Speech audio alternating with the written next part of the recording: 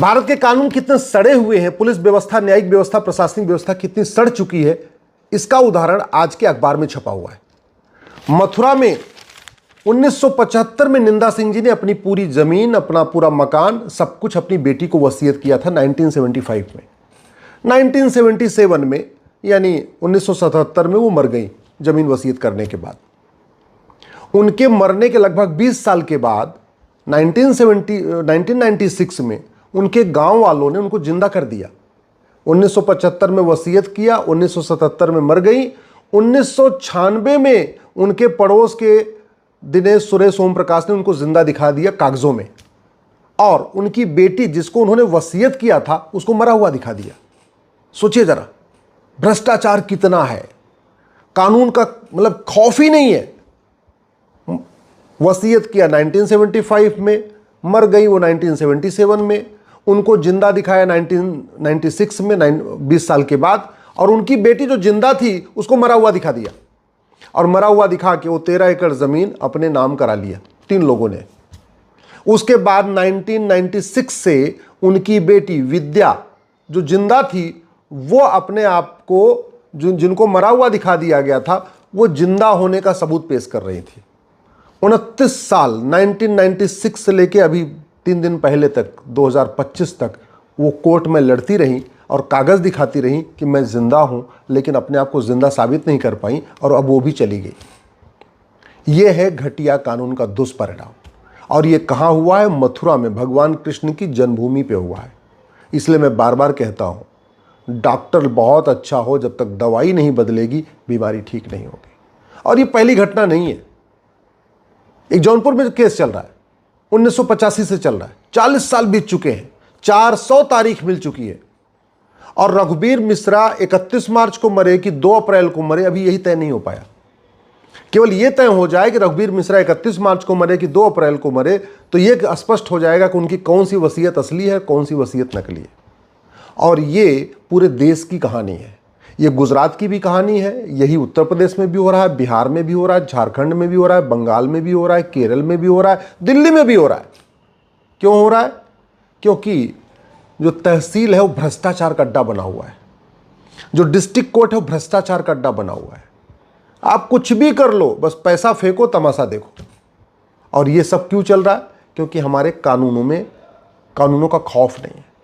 आप जरा सोचिए, जो निंदा सिंह जी 1977 में मर गई थी, उनको जब 1996 में यानी मरने के 20 साल के बाद जिंदा दिखाया है, तो पैसा दिया होगा ना, लेखपाल को पैसा दिया होगा, पटवारी को पैसा दिया होगा, कानूनगो को पैसा दिया होगा, नगर निगम से उनका जिंदा रहने का सबूत लिया होगा, उसके बाद तहसीलदार को पैसा दिया होगा, तहसील के रजिस्ट्रार को पैसा दिया होगा, सबको पैसा दिया होगा, तभी तो 20 साल के बाद वो जिंदा हो गई। और केवल जिंदा होने के लिए पैसा नहीं दिया होगा, उनकी बेटी को मरा हुआ दिखाने के लिए भी पैसा दिया होगा, उनका भी डेथ सर्टिफिकेट बनवाया होगा नगर निगम से, उनका भी बाकी और डॉक्यूमेंट बनवाया होगा अलग अलग जगहों से। ये खेल चल रहा है। आज की डेट में 5 करोड़ मुकदमों के कारण 5 करोड़ परिवार टेंशन में है। 5 करोड़ परिवार का मतलब, अगर एक परिवार में 6 आदमी मान के चलिए, तो 30 करोड़ भारतीय टेंशन में हैं। बेचारे वो तड़प रहे हैं कि उनको न्याय मिल जाए, न्याय नहीं मिल रहा, न थाने से न्याय मिल रहा। अच्छा, आश्चर्य की बात देखिए, विद्या सिंह जी पिछले 29 सालों से लड़ रही थी, और ये जो जिन्होंने फर्जी वसीयत करवाई थी उनके खिलाफ FIR करवाने के लिए थाने जा रही थी, कप्तान से मिल रही थी, ये DM से मिल रही थी, सबसे मिल के आ गई। और जिन्होंने फर्जी वसीयत करवाया था उनके खिलाफ FIR नहीं हुआ। जब वो मर गई हैं तब जाके उन दोनों को, जिन्होंने फर्जी वसीयत कराई थी, उनको पुलिस ने पकड़ा और पकड़ के जेल भेज दिया। अच्छा, जिन्होंने फर्जी वसीयत कराई थी उनको तो पकड़ के जेल भेज दिया, जिन्होंने फर्जी डॉक्यूमेंट बनाया था उनका तो कुछ हुआ ही नहीं। वो लेखपाल, वो पटवारी, वो तहसीलदार, वो पेशकार, वो नगर निगम का बाबू, जिन्होंने फर्जी सारे डॉक्यूमेंट बनाए थे उनको तो कुछ नहीं हुआ। बनवाने वाले को तो चलो फिर भी जेल भेज दिया, और बनाने वालों का क्या? कुछ नहीं। पाप के भागीदार तो दोनों हैं, दोनों ने गलत काम किया है, तो सजा, जेल तो दोनों को जाना चाहिए था। लेकिन हमारे पास ऐसा कानून ही नहीं है। इसलिए मैं माननीय प्रधानमंत्री से हाथ जोड़ के निवेदन कर रहा हूँ, अगर देश में बदलाव चाहते हैं तो जुडिशियल रिफॉर्म करिए। आप केवल जस्टिस विद इन ईयर लागू कर दीजिए, भारत की GDP 2% अपने आप बढ़ जाएगी। जिस हम 5 ट्रिलियन इकोनॉमी की बात कर रहे हैं, जब तक जुडिशियल रिफॉर्म नहीं होगा, जब तक जस्टिस विद इन ईयर लागू नहीं होगा, वो हम अचीव नहीं कर सकते। और कर भी लेंगे तो कोई फायदा नहीं। जब आम जनता तड़प रही है, परेशान है, गांव में दिक्कत हो रही है, एक दूसरे के जमीन पे एक लोग कब्जा करते जा रहे हैं, जो भी गांव में दबंग है वो गरीब की जमीन पे कब्जा कर ले रहा है।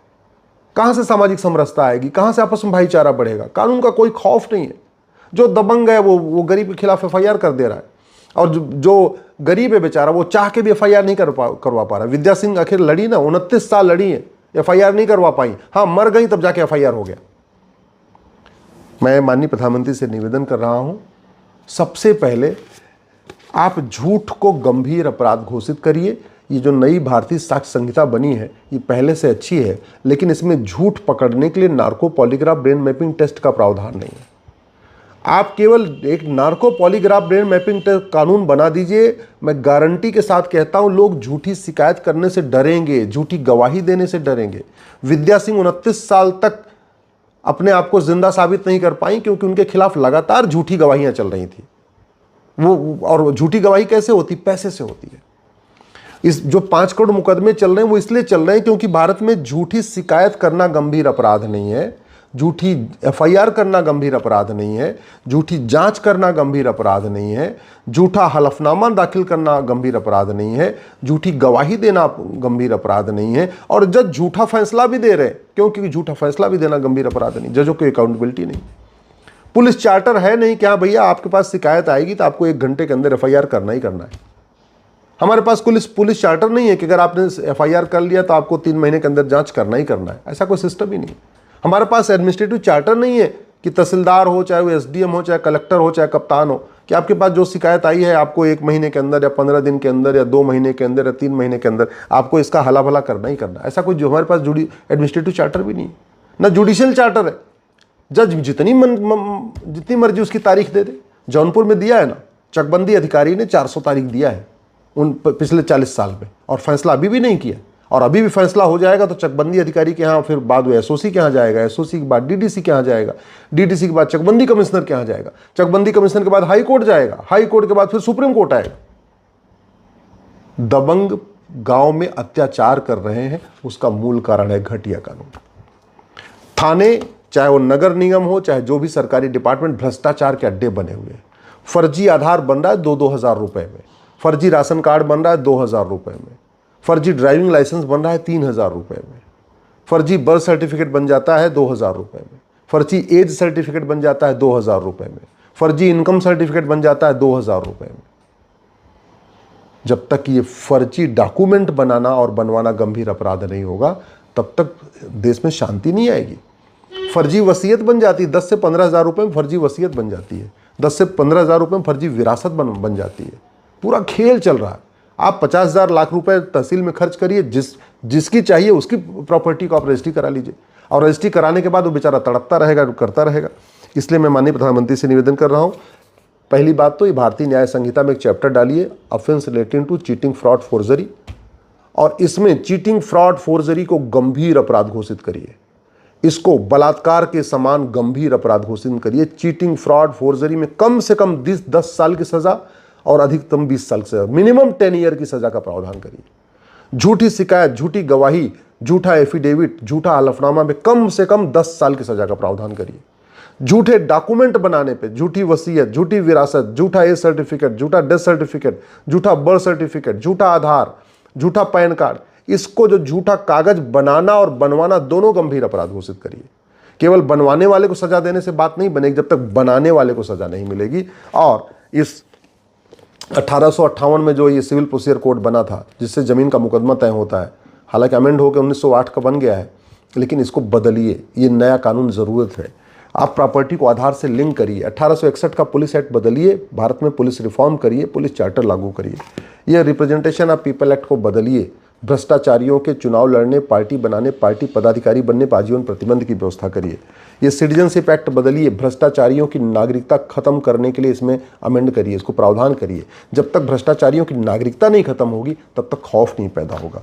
ये अनलॉफुल एक्टिविटी नाम है इसका, अनलॉफुल एक्टिविटी, भ्रष्टाचार अनलॉफुल एक्टिविटी है ही नहीं। इसको बदलिए भ्रष्टाचारियों पे, जिससे UAPA लगाया जा सके। यह है नेशनल सिक्योरिटी एक्ट। राष्ट्र की सुरक्षा के लिए जो सबसे बड़ा खतरा है वो भ्रष्टाचार, चाहे जासूसी हो चाहे गद्दारी, सब पैसे के लिए की जाती है। तो राष्ट्र की जो एनएसए है ना, इसको बदल के इसमें भ्रष्टाचार को राष्ट्र की सुरक्षा के लिए खतरा घोषित करिए।